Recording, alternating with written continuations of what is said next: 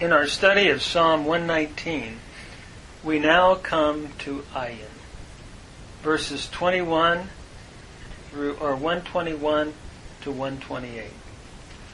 Asiti mishpat v'tzedek, bal tanicheni le'osh kai. Notice le'oshakai. Notice asiti. I have done justice and righteousness. Do not let me, or do not leave me to my oppressors, or to those that would oppress me. Notice asiti is from the root asa, to do. It is a cow perfect first common singular with the T affix, making it a first common singular, and the root is a lamed hey that historically was again a lamed yod root, and that's why that yod reappears in this form after the scene. So I have done mishpat, justice. I've been fair, and mishpat is a noun. And va is the conjunction and tzedek is the noun meaning righteousness. So basically, these two qualities form the basis of what the Lord is. And what he's really saying here is these have been the things that I have done. I have tried to do what is just, and I have tried to do what is right. So, Baal, do not leave me. Baal is the adverb, negative adverb, followed by tanicheni, the verb from nuach. It's a middle weak verb. And notice we have an ai vowel pattern. So we have a hifil, imperfect, second masculine singular from nuach, and the ai vowel pattern gives it away, and then we have the pronominal suffix e, meaning me, first common singular. So do not leave me le'oshakai, to my oppressors. Notice the lamed is an inseparable use of the lamed here, the preposition, and oshakai is from ashak, and it means to oppress. And notice we have an O-class vowel, which is indicating a participle. Actually, the O, the holum over the sheen, indicates both a sheen and a participle. And then we have I for the suffix, first common singular pronominal suffix, that's put on a plural noun, or in this case, a plural masculine participial construction. So, do not leave me to those that oppress me, to my oppressors. So he's asking the Lord to honor his justice that he has done and his righteousness, and not to leave him with his oppressors, those that would do hurt or harm. Help me to be rescued from that, those that might do harm to me and oppress me, I believe is what the psalmist is saying. Then in 122 he continues, Arov abdecha letov, al ya'ash kuni zaydim.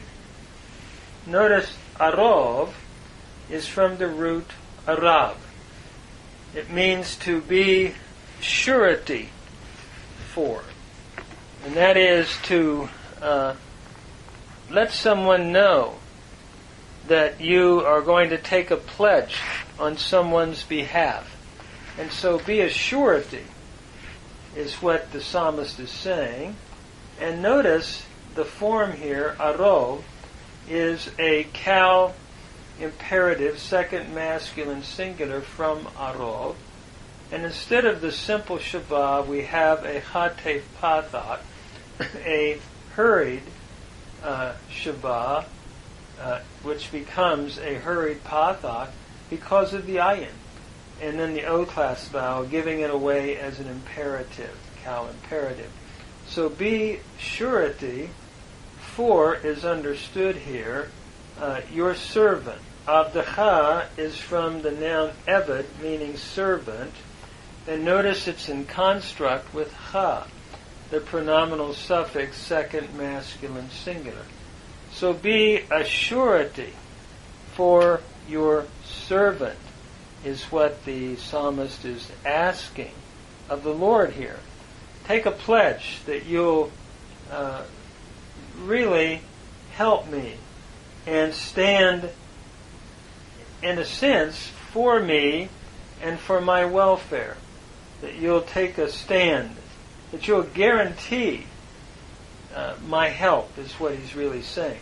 So be a surety for your servant, latov, for good. The lamed is a preposition, inseparable, followed by the adjective tov, meaning good.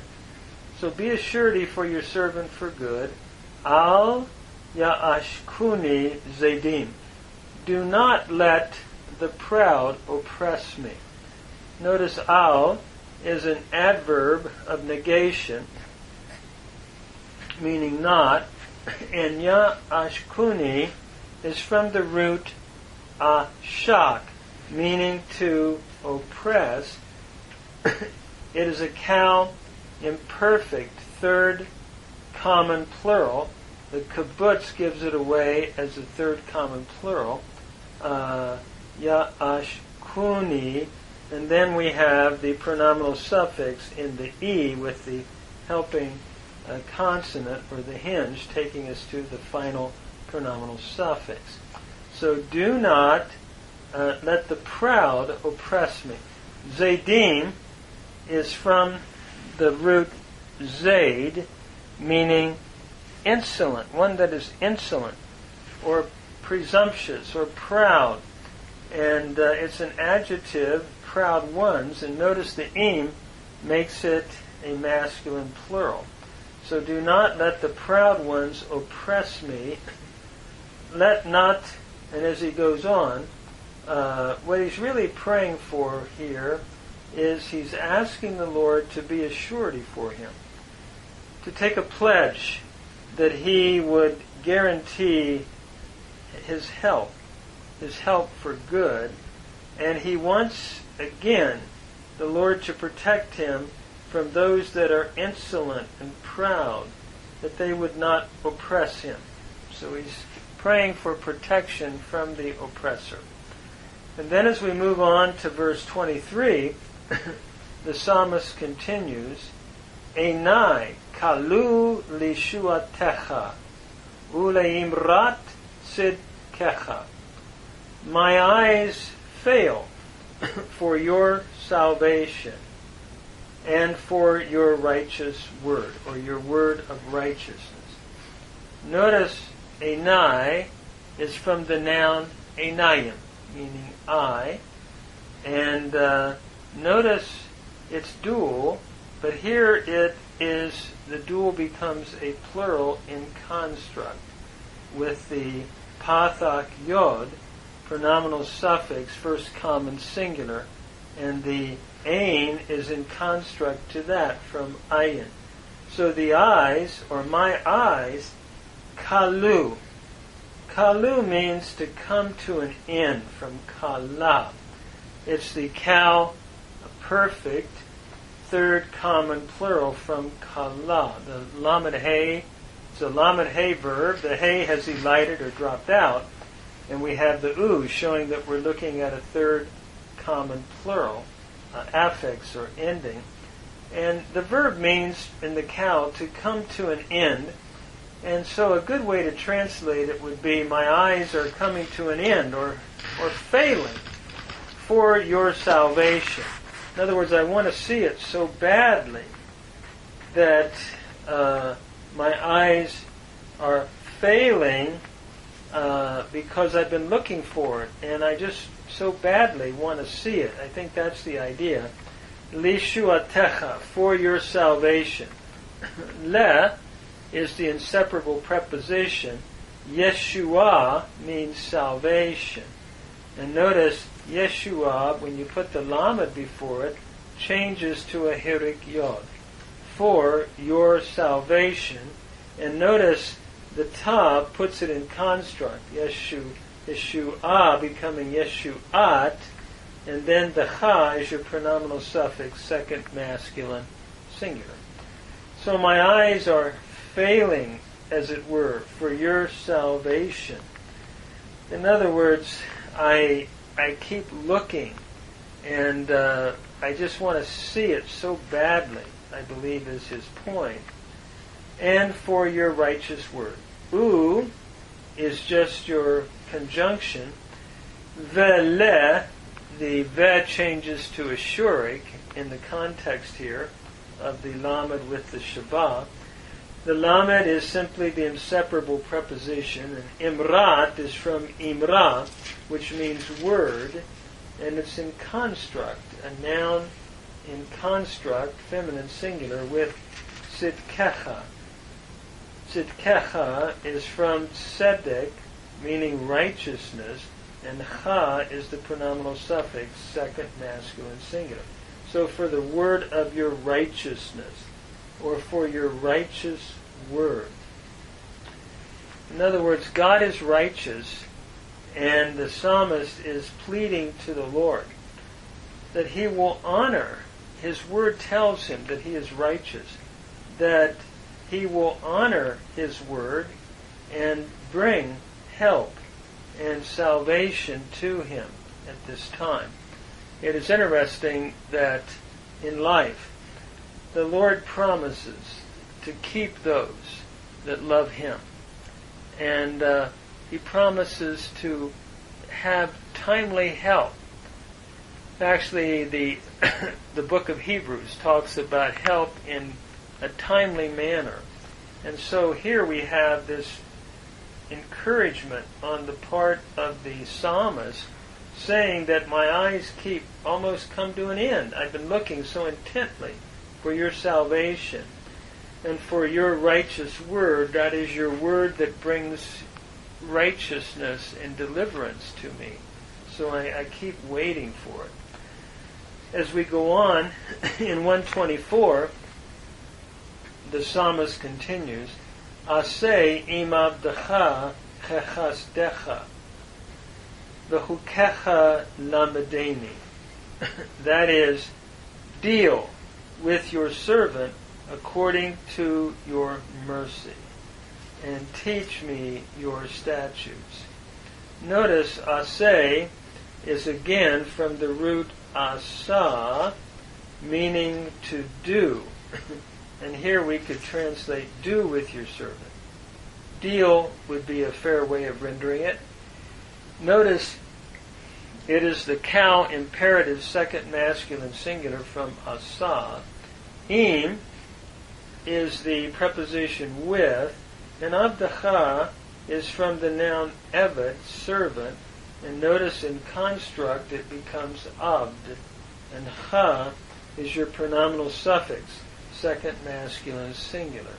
It's a segulate noun, and the pattern that we see here is the double segulates change to a pathak in a closed syllable in this kind of a context where it's in construct with the pronominal suffix. An example would be to take the word melech, and if you wanted to say my king, it would be malki, my king. So meleki becomes malki. And it's the same idea here, double segulate changing to a pathak and a closed syllable in av and then decha. So do with your servant according to, notice he is the preposition, and chasdecha is from the noun chesed, meaning God's covenant loyalty. And ha is the pronominal suffix, second masculine singular.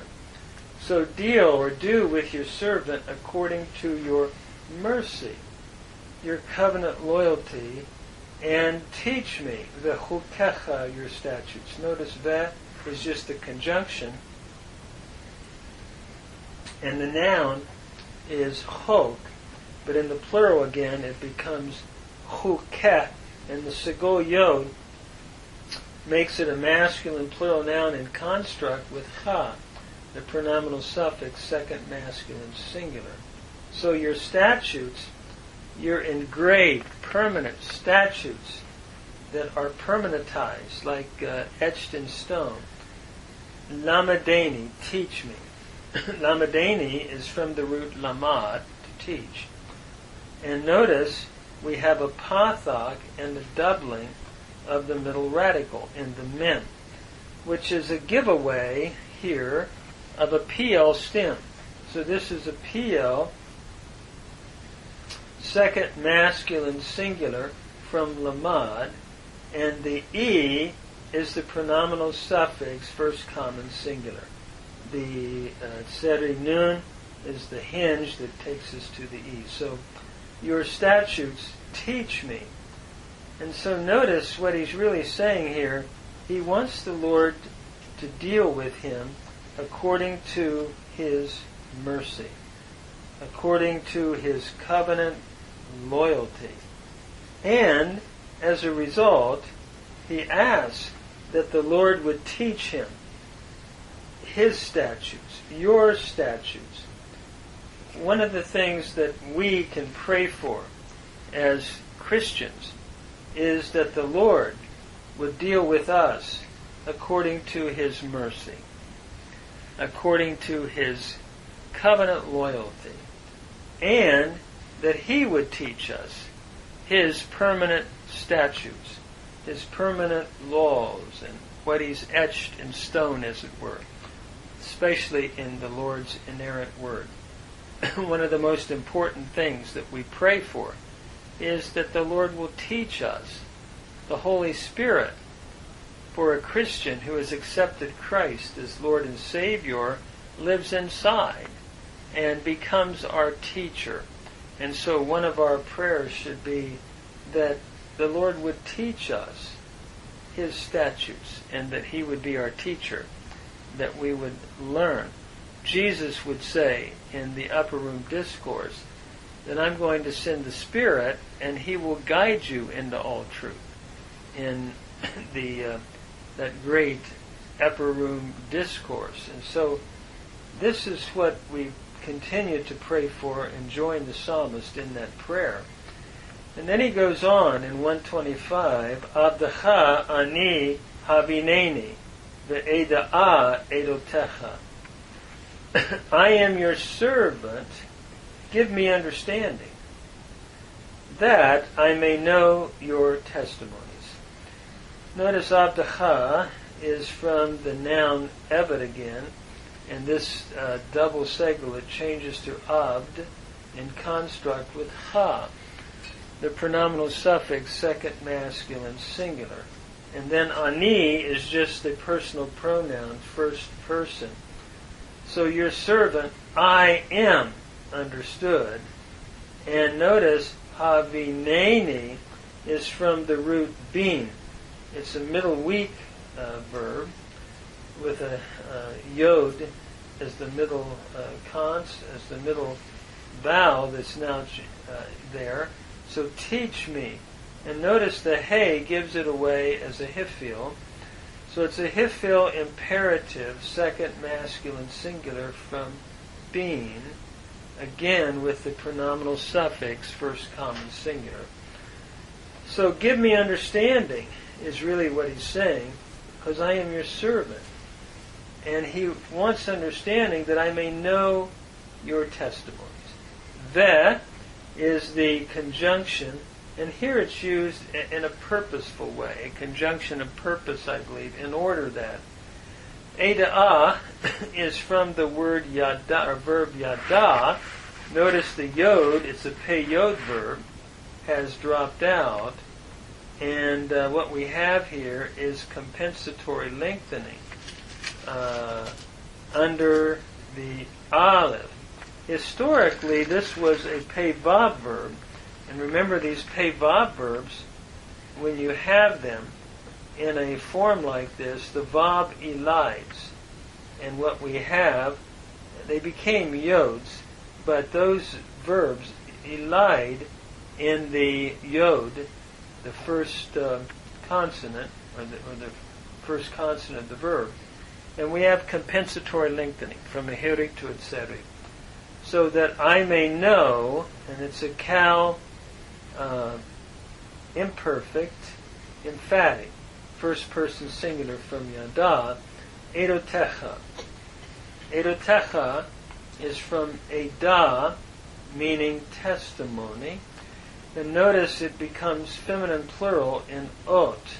And then we have the segol yod, which shows us that we're looking at a feminine plural noun in construct again with cha, the pronominal suffix second masculine singular. So what he's really asking for, I'm your servant, so give me understanding, that I may know your testimonies. He wants to be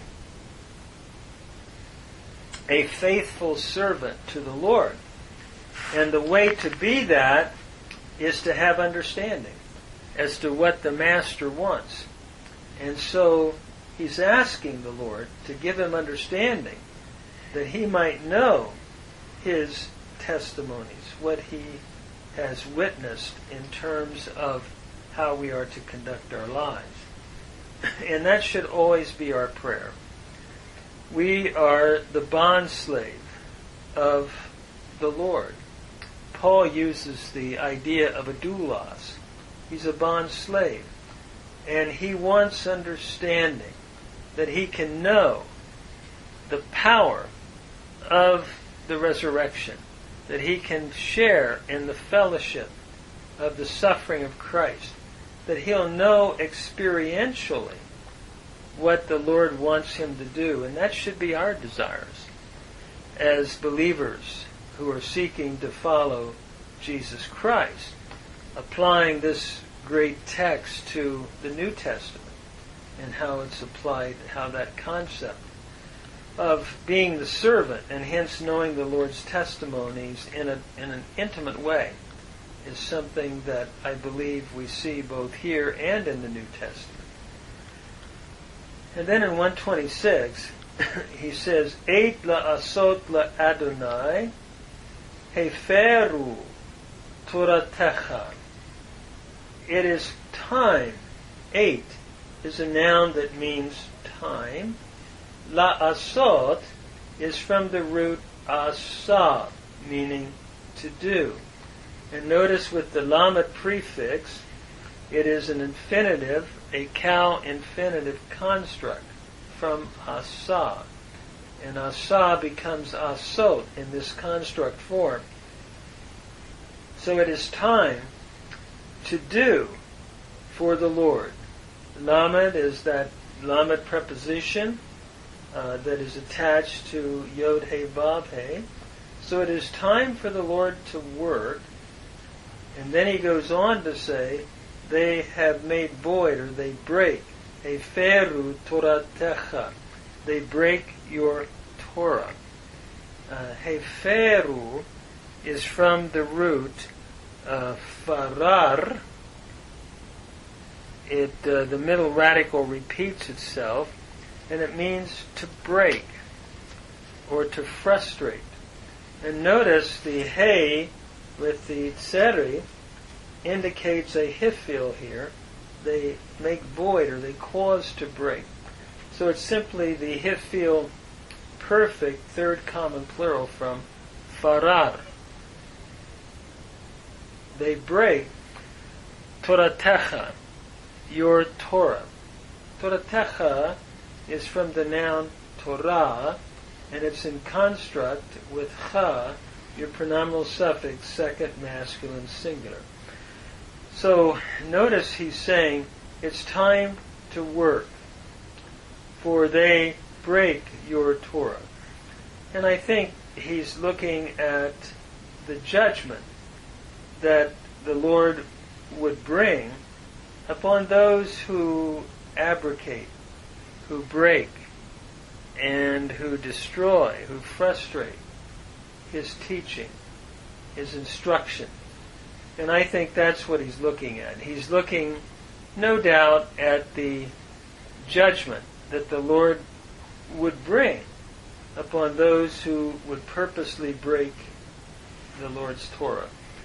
And of course, at the final judgment, we will all be judged according to our faithfulness to His Word.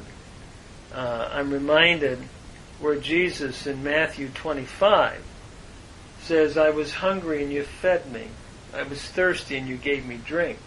That was a commandment that He gave in Isaiah, the way we're to treat those that are hungry and those that are in need. And that will be an indication of whether we really know the Lord in a personal way. So we don't want to break His instruction. We want to keep it, that we will not have to face a negative judgment from the Lord someday. And so the psalmist is speaking these words that actually become a challenge to us even today as we seek to obey the Lord's Word and not break it in any way. Then he goes on in 127, Al kein ahavti mitzvotecha miza'av u'mipaz. Therefore, I love your commandments more than gold, indeed than fine gold. Al kein is your adverb, therefore, or wherefore. Ahavti is the cow perfect first common singular from ahav. I love, mitzvotecha is from mitzvah in the singular.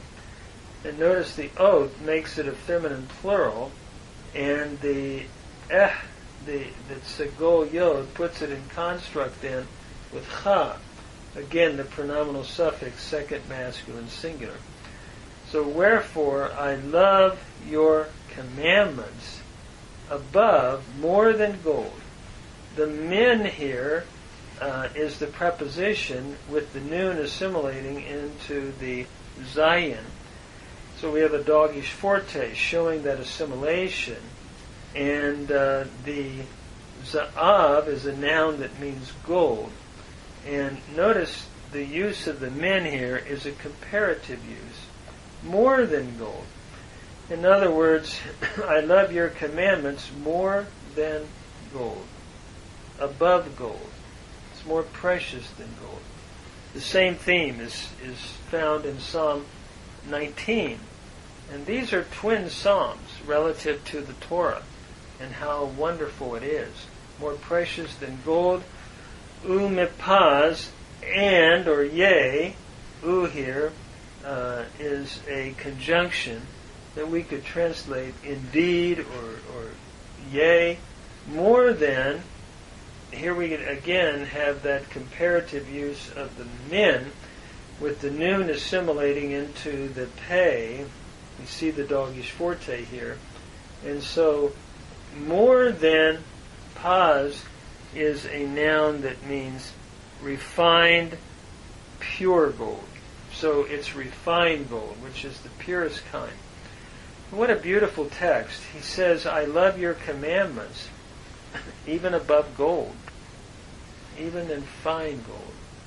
And today we live in a day and time where we often give more attention to money than to the Lord. And I believe what the text is saying, He loves His Word more than gold, than fine gold. And that's how precious it is. And so we need to love the Lord's Word. We need to love the Torah and want to spend time in it all of our days, because it's more valuable than even refined gold, which is the highest type of gold you could ever find. He's more valuable. The Word is more valuable than that. And isn't it sad often that we don't really uplift it for its value? It is indeed, every word is a treasure house of the Lord's Word, the psalmist is saying. And therefore he concludes this section in 128, Al Kain Kol Pikudei Chol Yisharti Kol Orach Sheker Saneti. Therefore, notice Al Kain is the adverb here, therefore, all the precepts. Kol is the noun meaning the totality of the precepts of all things understood. Notice pikudei is from the noun pikud, meaning precept, and here it's in the masculine plural suffix, masculine plural construct with the tser yod. So all the precepts of all, and probably we can supply all things, or the totality of things, he's going to esteem. Yesharti.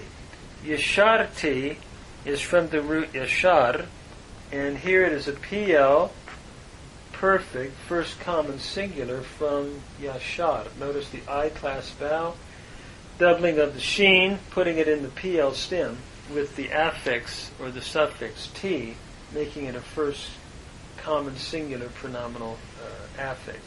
So, wherefore, all the precepts of all, in other words, your total precepts, I approve, or I esteem right. Yeshar means to esteem right or approve. In other words, I love them, and therefore I esteem them. All of your precepts,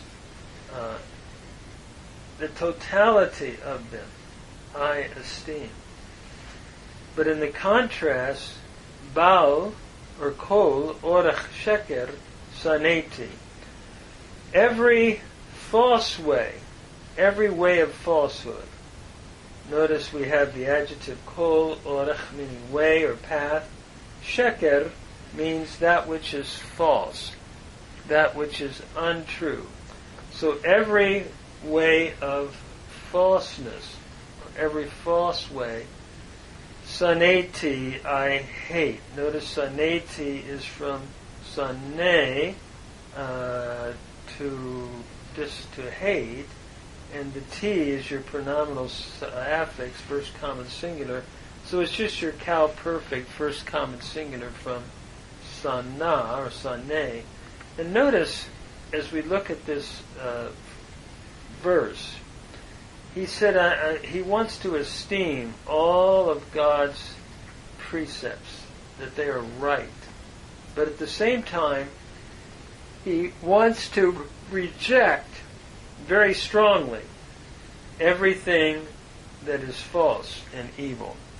It is interesting, again, where in the New Testament we're to abhor that which is evil and cleave to that which is good, which has to do with what the Lord has taught and commanded. And so we're to esteem His precepts more than pure gold. And so as we go through this text, it's a beautiful text using the ayin in this acrostic, each verse beginning with the ayin, in which he wants the Lord to know that he has done that which is right, and so he's asked for to be rescued from those that are oppressing him. He wants the Lord to be a surety for him, so that the proud would not oppress him. And he's been waiting for the Lord's salvation. His eyes are even failing from the long and intensive wait. He wants the word of the Lord, which is always right, to be fulfilled and bringing his salvation. But at the same time, he wants to be dealt with in mercy, and he wants to be taught God's permanent statutes. He wants the Lord to give him understanding so that he can understand the Lord's testimonies and know them intimately. And as for those that would make void the law of the Lord and would break it, the Lord's teaching or the Lord's Torah, he warns of a time of judgment that the Lord would bring. And he wants the Lord to know that he loves his commandments even above gold or above silver. And hence he esteems all of them to be right, and he rejects that which is wrong, that which is a false way. And this should be our heart as believers in Jesus Christ. As we look at the New Testament, again, we're to love the word of the Lord. We're to want to know him. And if you love me, keep my commandments. And our goal in life should be to fulfill the Lord's calling for our lives by keeping his word, and by wanting to fulfill it, and by valuing it above all money, all gold, or all precious silver or gold, even the refined gold. We're to value the Word of God above all of that in our lives.